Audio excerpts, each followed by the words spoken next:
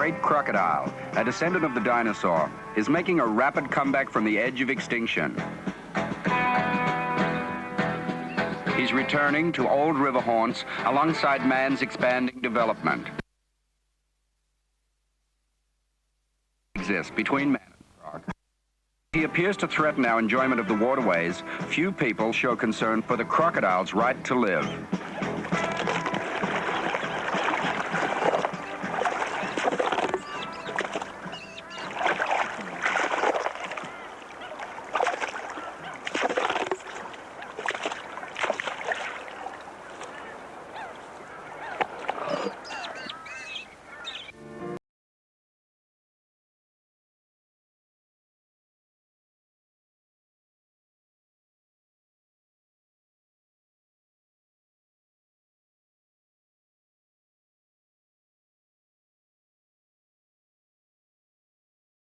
Signs have been placed along our northern rivers to warn of the potential danger.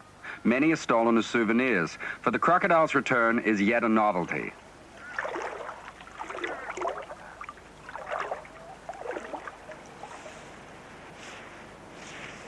Fish scraps lure the croc to the boat ramps and the popular fishing holes.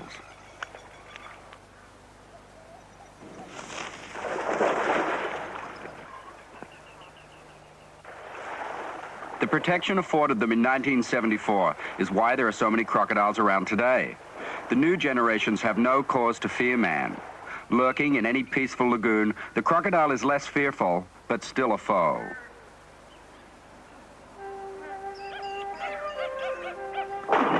It's so easy to ignore the danger. The water is cool and inviting, a crocodile nowhere in sight.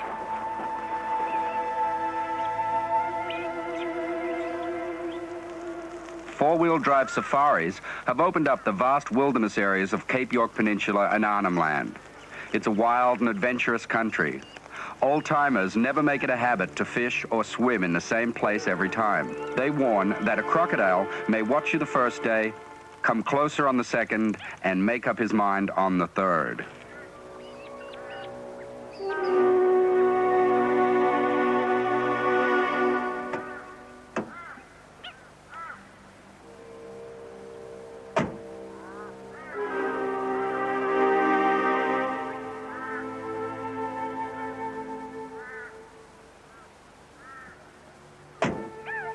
Peter Reimers stripped and went for a swim in Mission River near Weipa.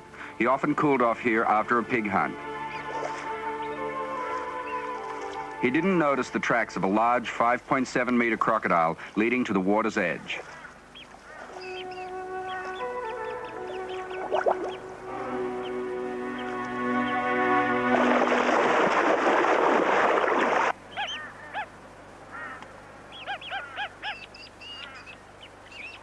On the 25th of April 1975, I was officer in charge of police at Weipa. A report was received that a member of a party of shooters was missing, is believed to have been taken by a crocodile in a river north of Weipa. I detailed my constables to immediately go to the scene. On arrival at the scene of the suspected attack, marks and indications were found that an attack had been made by a crocodile on a human being. Short distance down this creek, the two legs of the victim was found. The crocodile was located in a large waterhole. Arrangements were then made to blow the waterhole to get the crocodile. This was done, and on the crocodile being brought on shore, it was opened, and on opening the crocodile, the remains of the missing shooter was found inside. At Wild World, Michael Cermak and Barry Hungerford noosed this croc to treat his injuries received under amusing circumstances.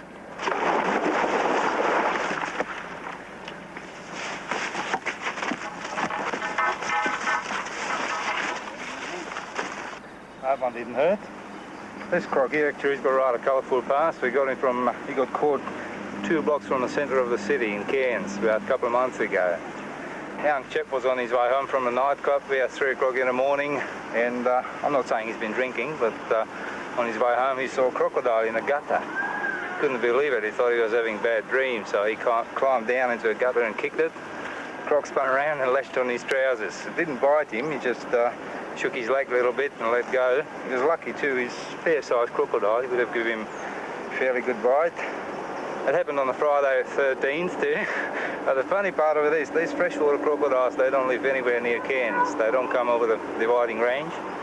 So somebody must have caught him out west and took him home. And I imagine his wife wasn't too impressed with it, so they threw him over the back fence. That's how he ended up in the streets of Cairns. In an amazing aftermath, the Cairns City Council issued the bylaw that crocodiles walking the streets of Cairns without a permit shall be seized and detained. They've lost the keys to the city. Come on. Come on.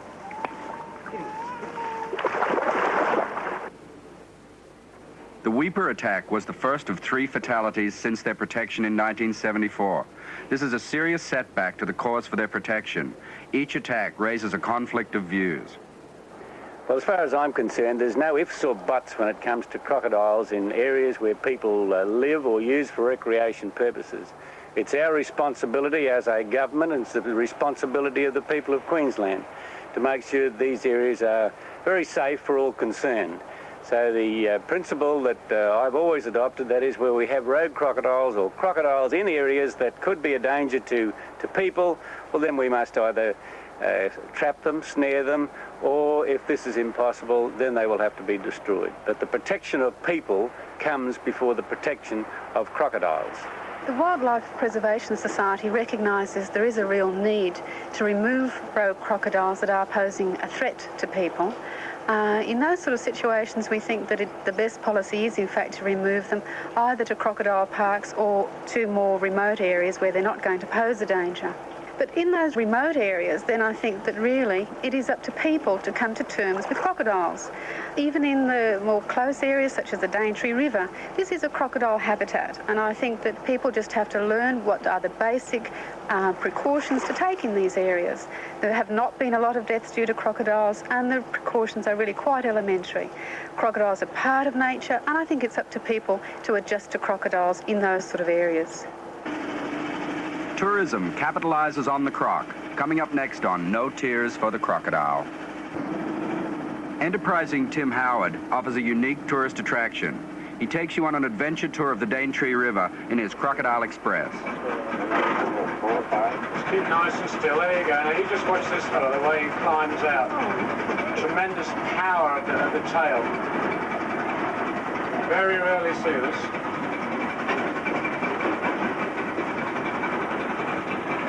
Look at that.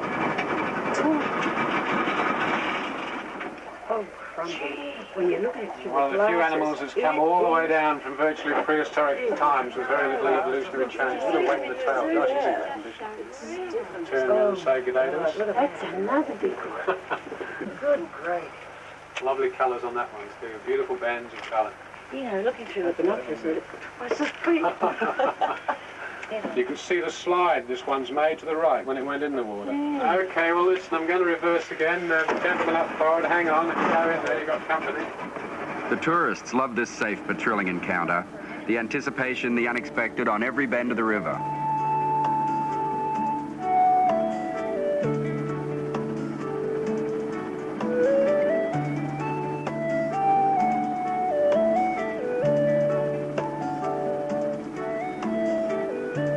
The majestic Daintree River is alive with abundant flora and fauna. Tim's tourists are made aware of nature at its best. And the joy of seeing a crocodile in the wild so close at hand. We've run about 5 or 6 feet along here now. We may well find often along here someplace. Directly in front of us, about 4 feet out of the water. You probably swam out there at high tide. See, you've just been sitting there, the water's been going away all day. Oh, yes. Just keep an eye on him. He's a real big lad, this fella. Just keep on this course and tip your toe in. See the slide marks to the right quite clearly where it's been in and out a couple of times. Where that other one came out too. Now he's made a far bigger slide. Even the ferry crossing has a natural sideshow. Just up about 4 feet on the bank here. Nice little crop, this guy. He's been coming up and down here since he was a little one. Oh, about 4 years he's been coming up. Hello. No, they don't. It's not going to move. I thought he would shoot up at the bank. It's not going to move. Come in, he'll do it. You sit there. Okay, we'll pop over and get a cup of tea now. It should be boiling with a bit of luck. Absolutely. Where's the gum loop? Hey, listen, just measure that correctly too, eh? One for the pot? Yeah, right. Pot on. That's a problem. I had to send him to Tenterfield to learn. Give me a bit of room. Look out, he's trouble. Look, I wouldn't stand there at all, honestly. I haven't seen 30-degree burns for years, have it? No problem. Well done, sir. When you actually see them alive on a bank and see them slide down into it, that's a magnificent sight. It really is. Oh, just so thrilled to see them. It was great. The colour and, you know, the stillness of them. They look vicious, but they look like they belong here. They have a right to live here as well as we have to come here and see them. Frankly, I enjoy showing people that. It's a privilege almost, because these things are inevitably going to be vanishing from the river. There's always this ongoing debate about do the crocodiles have a place in amongst us all. I think from my point of view, the important thing to note is that the crocodiles have always been here. As the ladies were saying, it's just, they're part of the environment. They've been here. The pressure is not the crocodiles moving towards us, it's us moving towards them.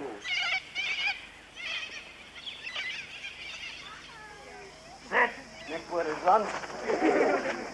At Hartley's Creek Zoo, north of Cairns, Gary Zilfleisch entertains the tourists in a circus act where the crocodile has center ring.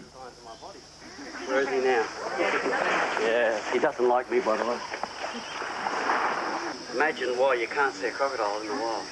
Because they just go under the water, they have the capacity to hold their breath for 45 minutes. And when they grab you, they've got to get you off balance. And the basic thing is that all they got to do is roll you over. I'll just get a jaw snap for you, however, to give you an impression of the power that they've got. And when you hear the jaw snap, no, crocodile. And we might even get a roll on the bank today. I don't know. This is very hard to achieve. It's very hard to achieve. And I've got to watch the old girls just behind me. And no, he's not going to do it. If I can get round this way, he might do a roll on the bank for the ladies. Beauty. All right, they even do it on the bank if they're forced to. Now, he's in a tight situation here as well as me. He's got two things to do. He's got babies who are usually down this end guarding. He's got a hold of something he wants to take in the water, so he's got to make a compromise. So I'm going to try and get the meat back off him, and there's only one way, and that's to ask him nicely. And I'm actually going to put my foot on his head. This is not an attempt at bravery, by the way. It's a control situation. I might mention I learnt this trick from a bloke with one leg.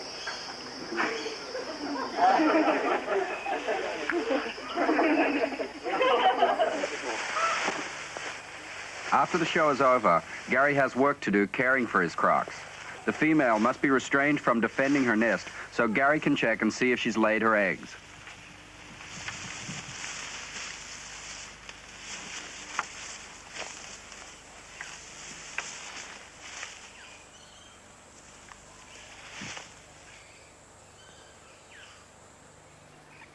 That one's busted, so I'll bring them out. I don't want to upset them. If you upset them, they won't hatch.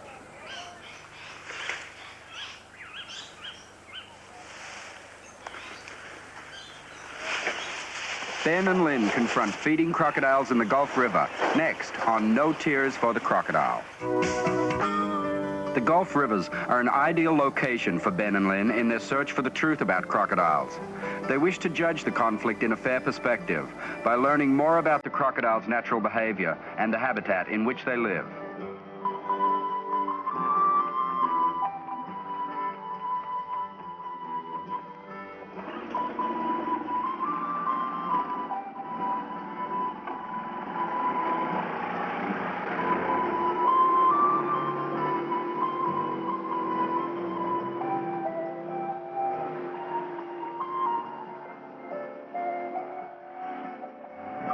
Scientists have recorded the Nassau River as the Gulf's most prolific breeding area for crocodiles.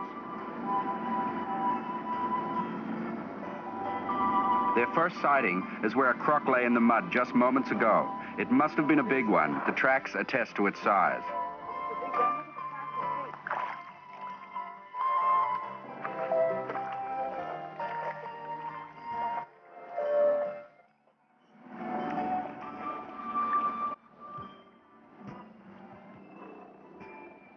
These wetlands provide an extensive area of suitable habitat for crocodiles. While stocks are declining around the world, Australia has a responsibility to ensure their continued survival. This crocodile clearly shows how its massive bulk out of the water is effectively reduced upon entering the water.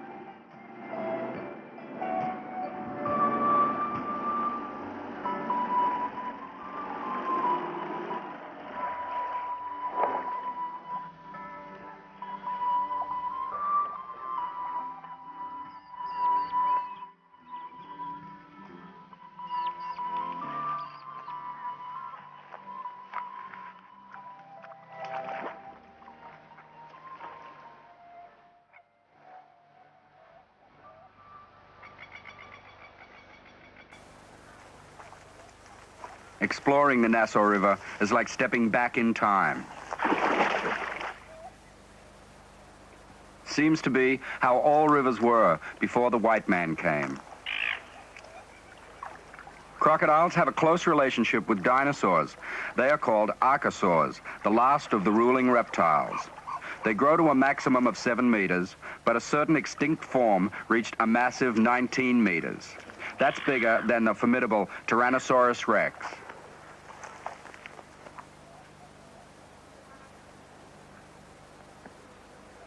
Wading birds are on a crocodile's menu. This one's not too happy about its situation.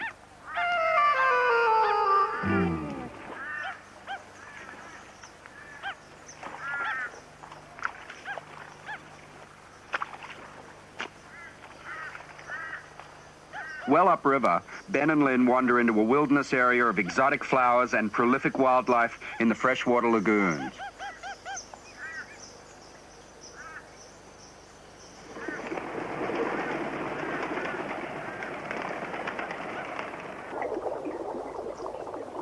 Beneath the green waters lurks the timid and harmless freshwater crocodile. It feeds on the insects, frogs, and fish of the Billabong swamp.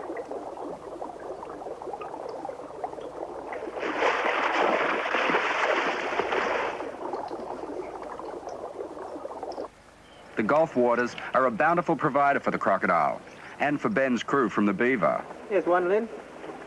Oh, he's a beauty. Okay. You come and catch him and I'll distract him. Oh, sure.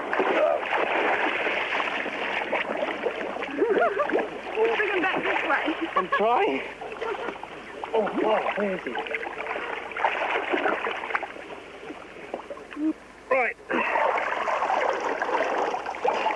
Let go of the bag. That's where you're going.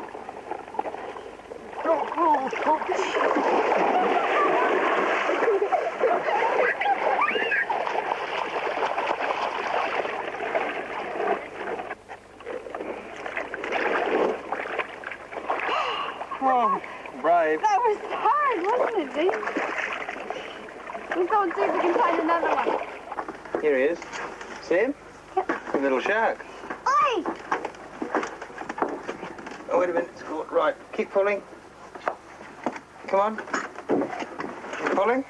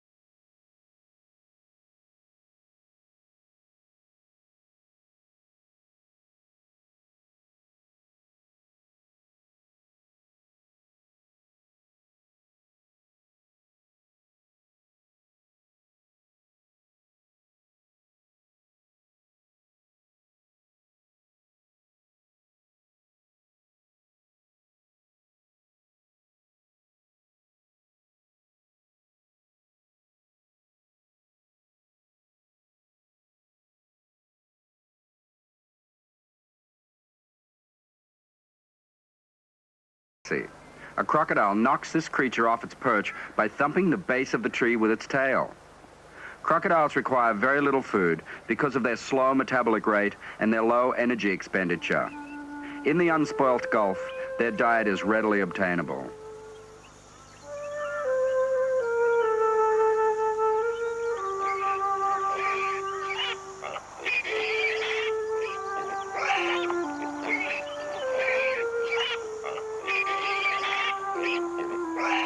Rare scenes of a crocodile nesting are coming up next on No Tears for the Crocodile. Always the smaller female who makes the initial advance.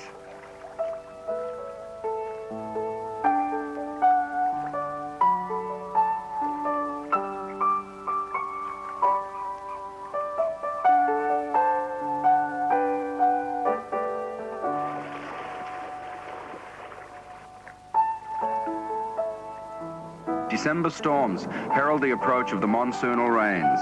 The long dry season is now over.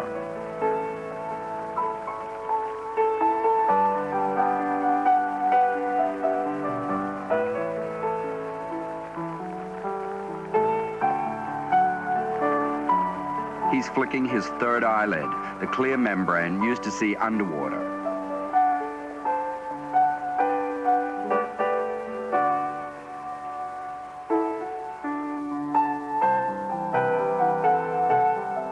The first rain triggers an instinct in the female. It's time to make her nest. In these rare scenes taken at night, she rakes at the wet earth and grass to form a compact mound. The heat generated by the decomposition of the nest material will incubate her eggs.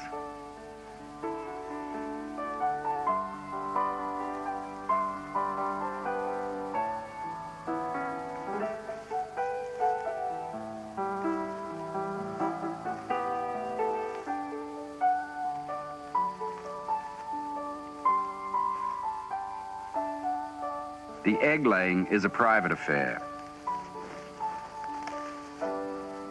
She lays about 50 eggs and then packs down her nest.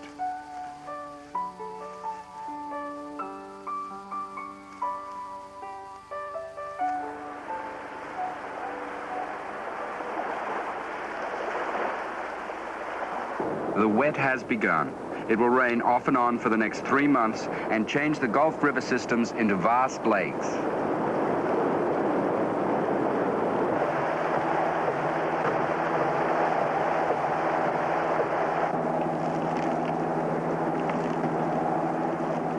For the film crew on board Beaver, the wet means days of quiet living indoors.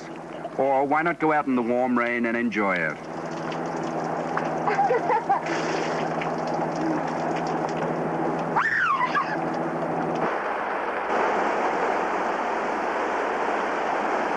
If the rains are too heavy, the flooding may wash away the female's nest. She stands guard day and night.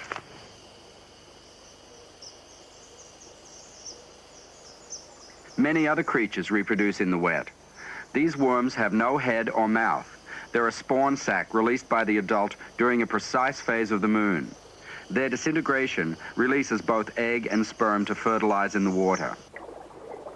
The proliferation of bait fish at this time is a link in the food chain which will support the progeny soon to be hatched. But feral pigs take a heavy toll of the nest. They, along with the goannas, excavate and eat some eggs.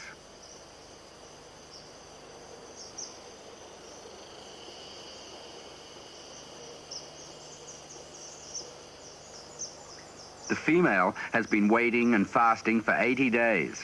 Her babies must be ready now. She scratches at the ground to elicit a response. She's heard their muffled cry. Using snout and claw, she opens the nest to release her young. Ben also waited for days, secluded in a blind, to film this amazing maternal behavior.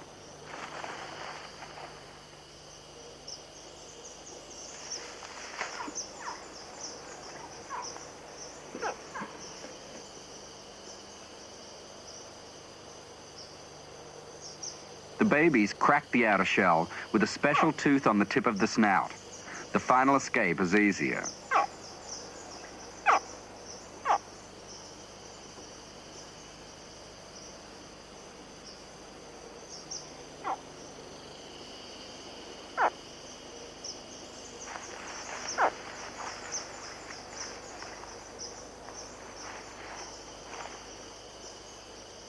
hatchlings form into creches, still protected by their mother. Their survival rate is now high. Adult crocodiles do not eat their young, but they will chase them from their territory once they've grown a meter or so.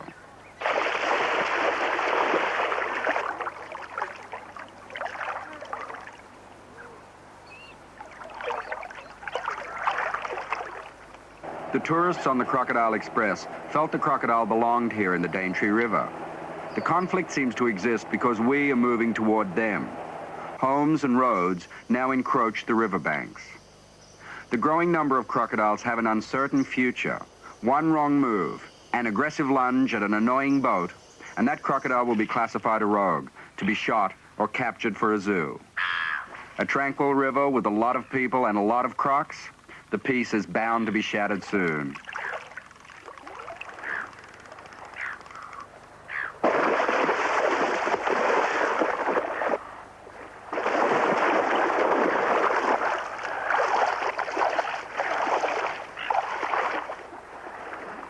However, the crocodile basking every day beside the ferry crossing exemplifies a growing understanding in people nowadays. They are realizing we have to share the river with these reptiles.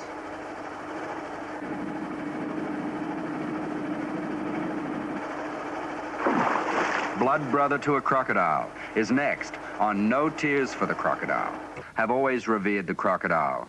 Their Dreamtime legends tell of crocodiles possessing the ability to change into human forms.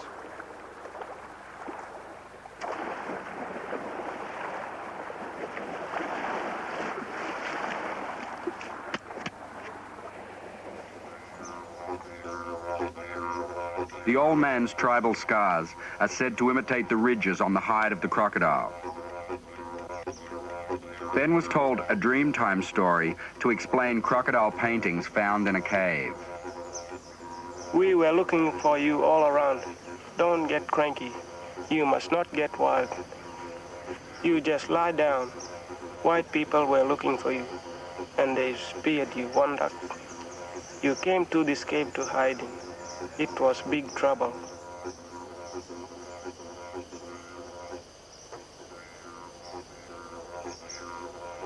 Your knee got too tired and you had to lie down here. And so you are painted on this cave. You call yourself One Duck.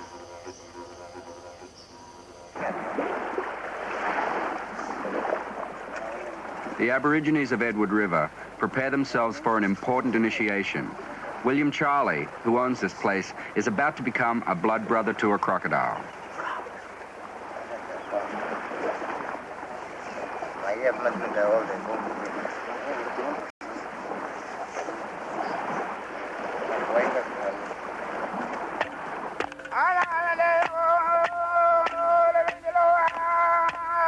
This is William Charlie's story. In the old days, there was a powerful freshwater man who cruelly ruled the natives living near his swamp. They went down to the mouth of the Edward River and asked the strong saltwater man to help free them from this tyrant. The two met, and there was a terrible fight.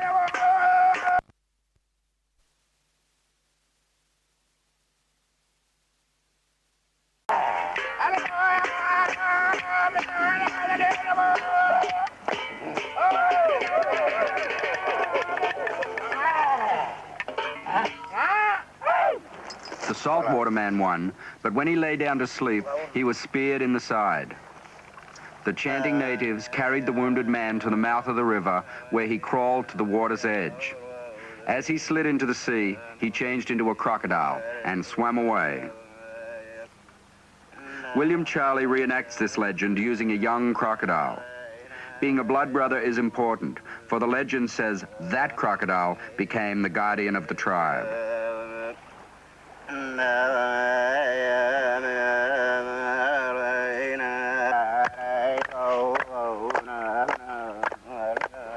William Charlie believes his blood brother will grow into the guardian crocodile of his people.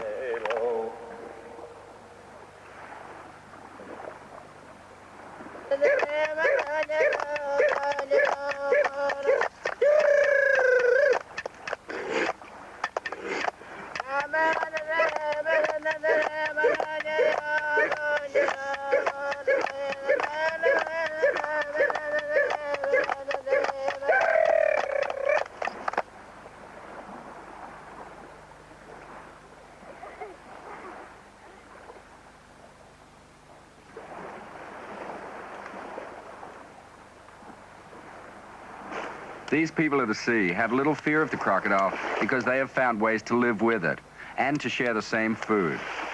They have seen that the removal of this predator seems to create an imbalance with the larger fish. It's known, but not understood why, that in rivers where crocodiles are plentiful, the barramundi fishing is also good.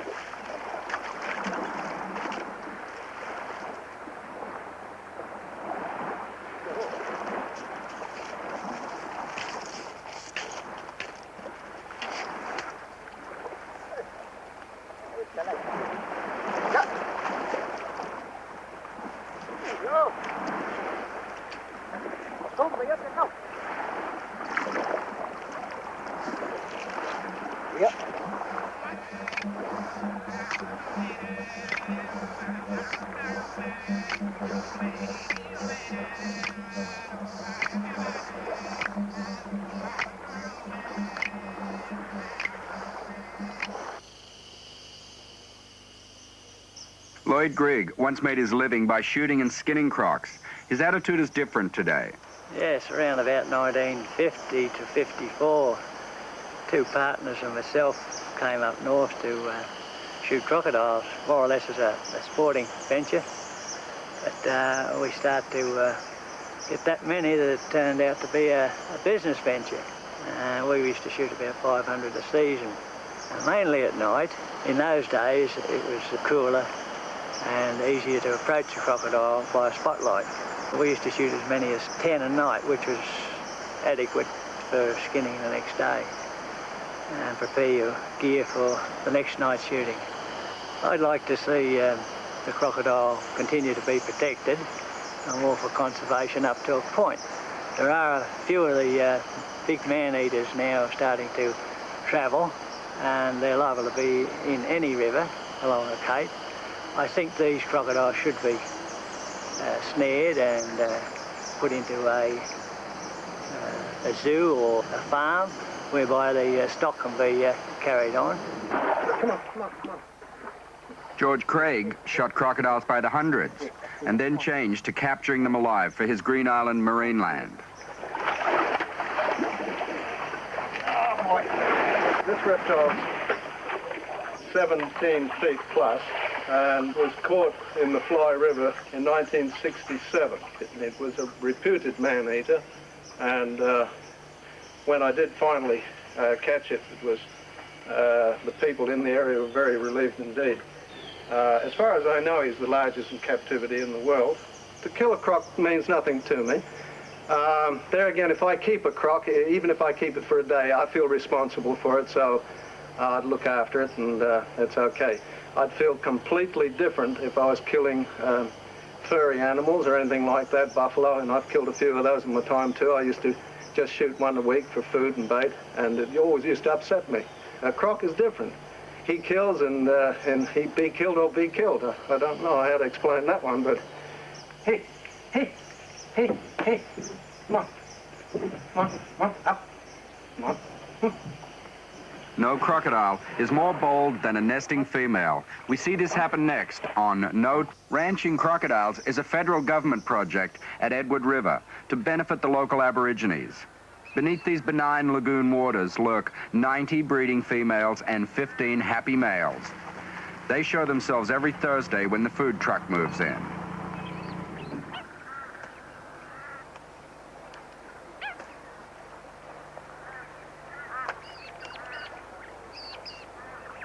The farm began in 1973 with 400 hatchlings caught in the wild.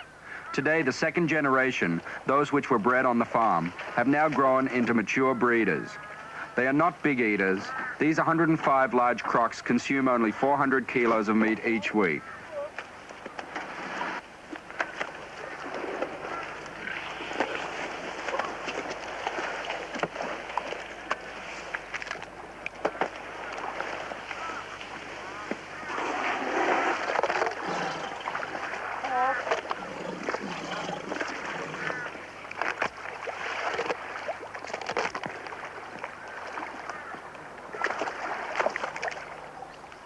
There's plenty of blood and guts here, but it's not about conflict between man and the croc. No one has been bitten.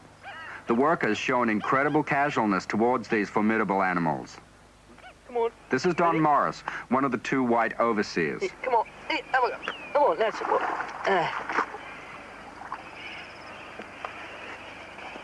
I suppose this place is just like any other farm. It's just farming animals, feeding them and looking after them. That's about all it is. With these animals, you don't get too close, unless you really have to, unless you've got to handle them, which we do with ropes and nooses and a few men. You don't get too close to the water because you might be able to see them, but they can see you. But, they're pretty well fed, and we try and keep them that way. Don and Stuart Mowat love their adventurous work. On weekends, they go out in the wild on pig hunts to replenish food for the crocs.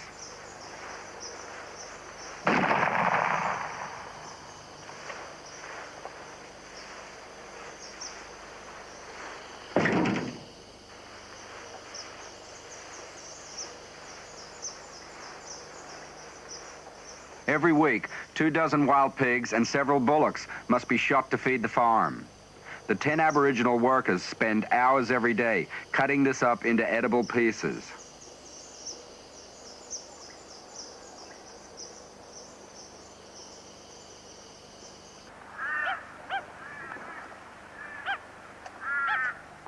There are over 1,600 crocodiles in various pens on the farm. The 900 in this pen become one solid wriggling mass when the food appears.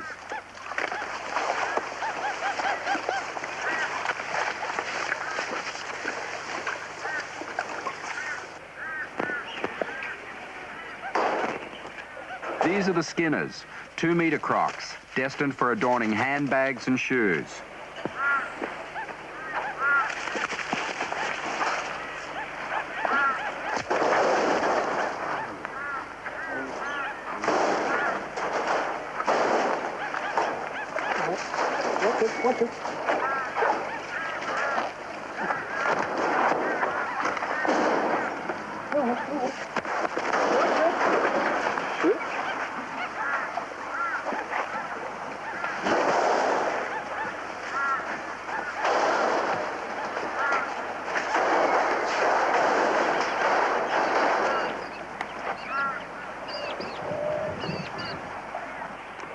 Now, that one's all tied up, but there's still another dozen to be noosed on this skinning day.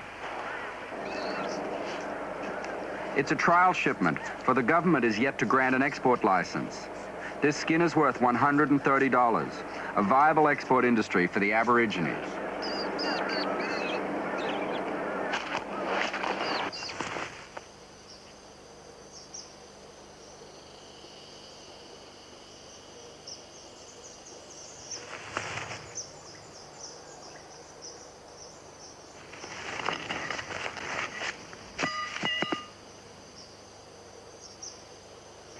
Eddie Holroyd lives dangerously.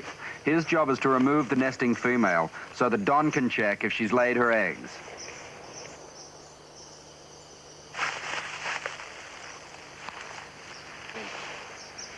Here, you can see where she's been over here. The probing saves time, for it's not a safe place to stay too long.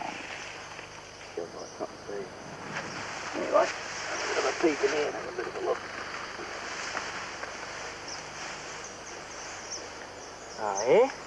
There you go. See down in there, you can see them down in there. Oh, yeah, they look all right, too.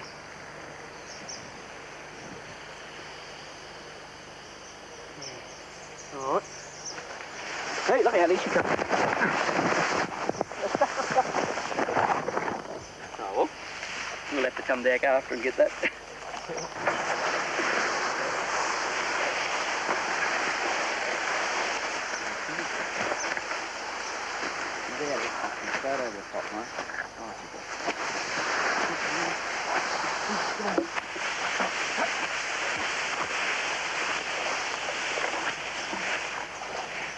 Eddie's aggressive tactics really work. Don knows that a female only charges to protect her nest. If you run away fast, she will stop. No one's been caught yet to know what she really would do. It's believed the croc would go into a death roll and probably tear your leg off. Don feels that the only defense left then is to shove a stick down its throat to open the valve. The crocodile won't drag you underwater then for fear of its own drowning. Now, they don't eat much anyway. Not too bad at all. Excellent.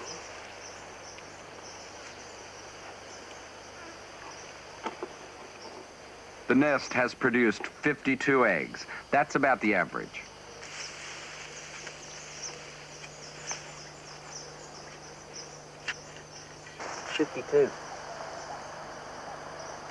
What 52? Eggs. 52 eggs, huh? Oh, okay.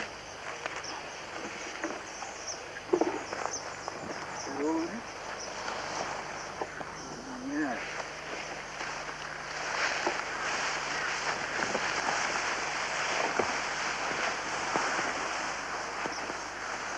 The eggs will lie in a precisely heated incubator for the required 80-odd days.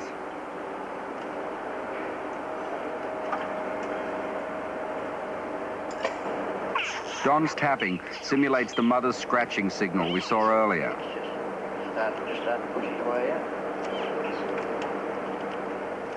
As a surrogate mother, he helps an average of 25 hatchlings to emerge from each egg batch.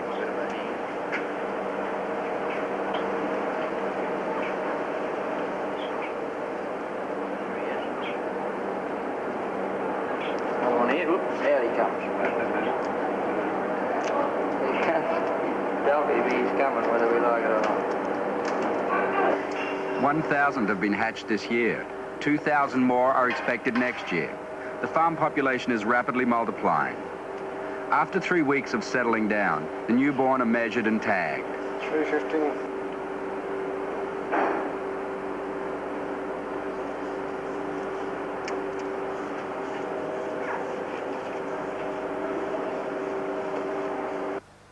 Now it's out to the protection of the nursery, where they will grow into a marketable size. Some will be chosen as future breeders.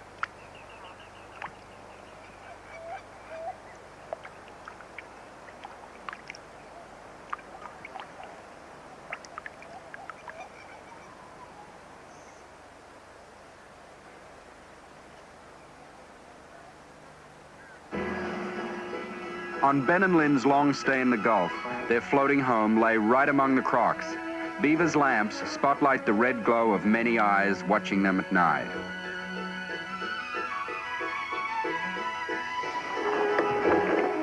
Okay, Rick.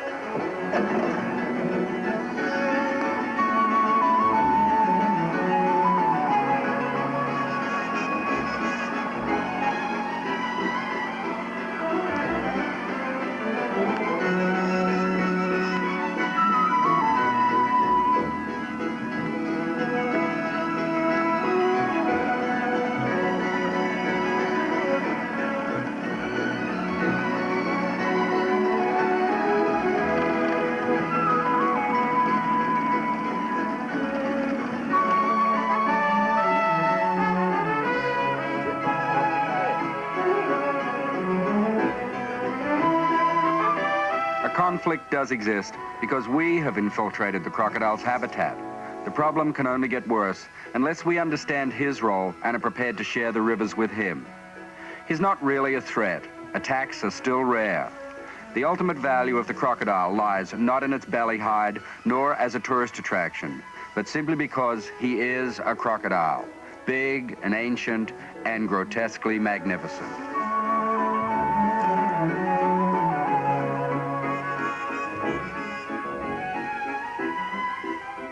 In a moment, an hour of top British comedy with Are You Being Served, followed by Love Thy Neighbour.